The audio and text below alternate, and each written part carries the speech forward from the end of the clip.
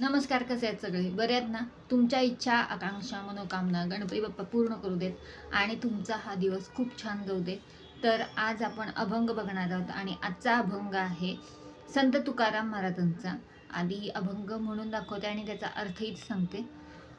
Bologna काय दावू तुम्ही जीवू जगाचे, हेची आता माझी सेवा, चिंतन देवा करीतो. विरक्तासी देह तुच्छ, नाही आस देहाची, तुका म्हणे पायापाशी, येईल ऐसी वासना. ह्याचा अर्थ असा आहे की देवा, मी तुम्हाला काय बोलून दाखवू? तुम्हीच सर्व जगाचे जीवन आहात.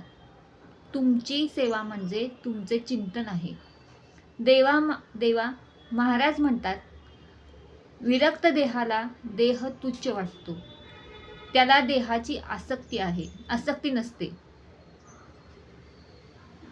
तुकाराम महाराज म्हणतात, माझी अशी वासना आहे की मी तुमच्या पायापाशी येईन. तर तुकाराम महाराजांनी प्रत्येक अभंगातनं आपल्याला उपदेश दिला आहे आणि या अभंगातनं सुद्धा आपल्याला उपदेश दिला आहे. जेव्हा आपण देवाला काय बोलून दाखवणार, काय सांगणार त्याला? तुम्हीच सर्व जगाचे जीवन आहात, म्हणजे तोच ईश्वरच सगळ्या जगाचा जीवन पालन करता आहे, जीवनदाता आहे आणि त्याला आपण काय बोलून दाखवणार? तुमची सेवा म्हणजे त्याची सेवाच म्हणजेच त्याचं चिंतन करणं. त्याची सेवा करायची म्हणजे बाकीचं काही करायचं नाही, फक्त त्याचं चिंतन करायचं, त्याचं मनन करायचं, त्याचं ध्यान करायचं. आपल्या विरक्त देहाला हा देह तुच्छ वाटतो. जेव्हा विरक्ती येते त्या माणसाला तो देह तुच्छ वाटतो. या देहाची वासना सुद्धा त्याच्याजवळ नसते आणि जेव्हा देहाची वासना नसते तेव्हा तो विरक्त होतो, त्याची आसक्ती नसते.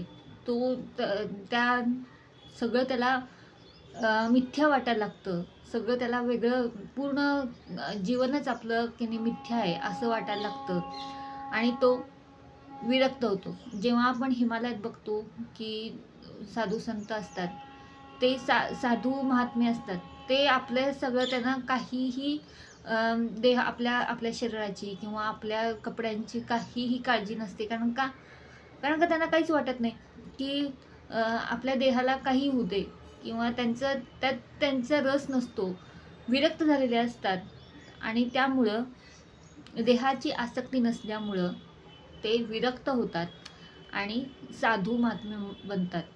आपण साधू महात्मे आपण कायम बघतो, तर त्यांना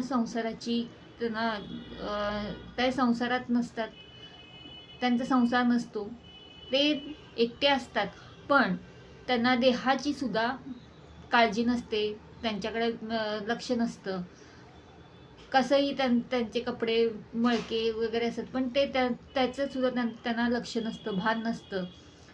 कारण का त्यांनी त्यातनं मनच काढून घेतलेलं असतं किंवा त्यांना विरक्ती आलेली असती. नको सगळं असं त्यांना वाटत असतं.